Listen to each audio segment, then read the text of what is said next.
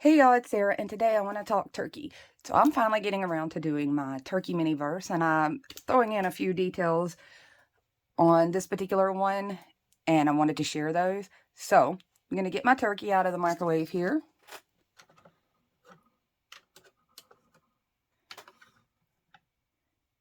There's my chunky little turkey.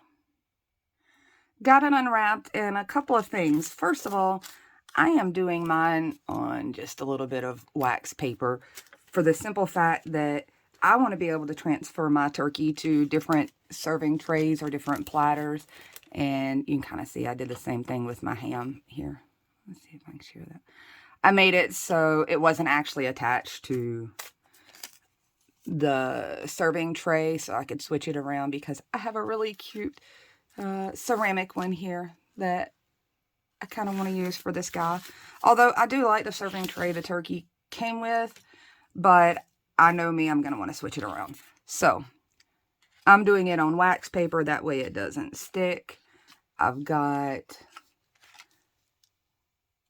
some glaze. I've got my spice rub, and I've got the little cute little booties for this turkey. I don't think I'm actually putting mine on there. I don't know why. I just didn't want this one quite that formal, I guess. So I'm using, one of the things I'm using is this orange and black spice rub.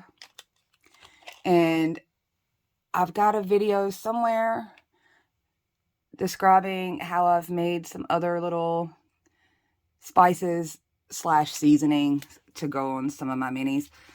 So let's talk turkey and jump right in. One of the first things I want to do is I'm going to add some shading, some shadowing.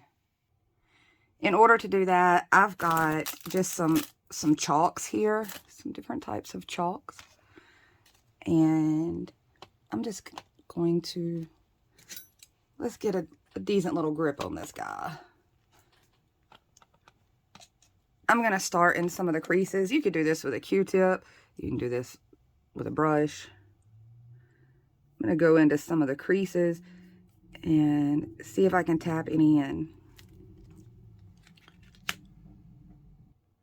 Let's take a look at where I'm at so far.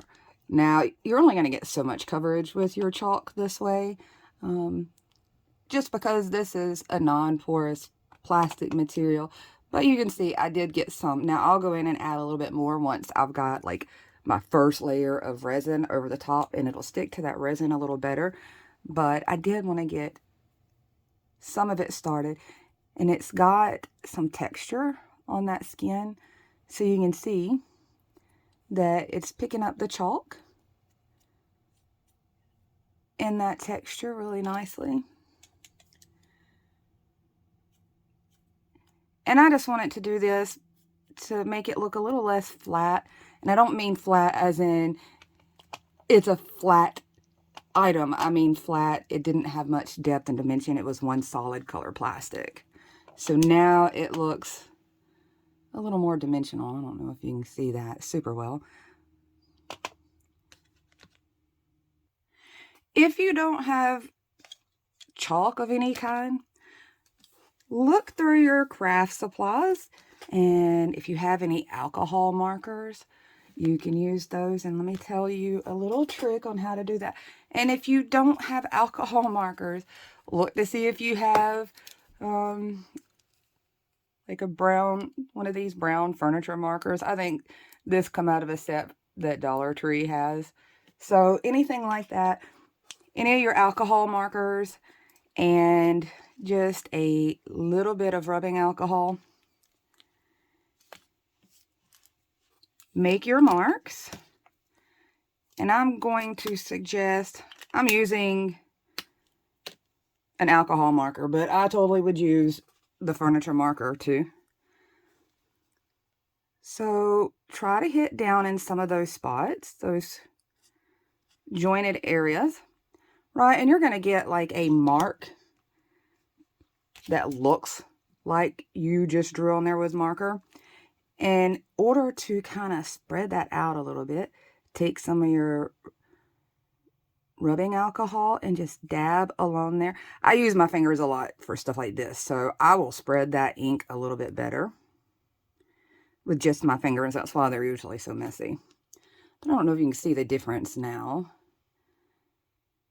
in how that bird looks compared to when I started. So there's a couple ideas. If you don't have one thing in your craft supplies, look around for the other. If you don't have that in your craft supply, look at your furniture supplies or look at your household supplies. But that got me a pretty good start on a little bit deeper color on the bird. I'm going to go ahead and pop my glaze open. I think this was the glaze for the ham, but I'm pretty sure it's the same for the ham and the turkey. So it's kind of a yellowish color. Let's set my little groceries to the side here. Alrighty. Let's get this party started here. And if you notice, I'm not entirely dousing this thing. I didn't want it to be super thick across my turkey, but I do want it to look shiny and juicy. So my turkey is well glazed and looking all nice and shiny. I'm gonna go ahead and add a little bit of seasoning with the spice rub. I'm just gonna sprinkle it on here.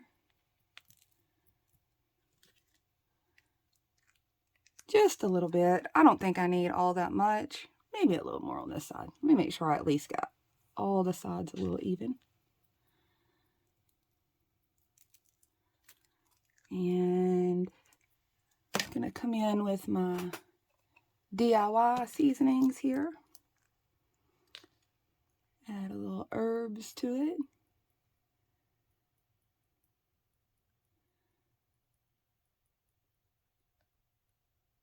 And literally, I'm so funny, y'all. I'm sitting here holding my breath while I'm doing this. So I think that's pretty good. I brought in one of my little lemons here. I tapped it in a little extra glaze there at the bottom of it, just to make sure that it sticks, since I've got all my little seasonings there. I think that'll do it for me. I'm just gonna slide this little guy onto my baking sheet here and pop it in the oven. So let's see how it turns out. My turkey's out of the oven. I'm going to add a little garnish. If you haven't seen it, there's a video posted on how I did lettuce, and I pretty much just did the same thing in a darker color for my little garnish here. And I'm just trying to fluff it up some. Pop that on the plate. And there's another little piece. I'm just gonna pop my little turkey up there. And that's my finished result. I think it looks fantastic. I am glad that I opted not to put the little things on the legs. I hope maybe this gave you some ideas on just customizing it a little bit more, and check back in because I'm going to work on some side dishes to go with this, and hopefully be able to come up with some things that are a little realistic to go with my turkey. That's all I wanted to share. Hang out with you guys soon. Bye, y'all.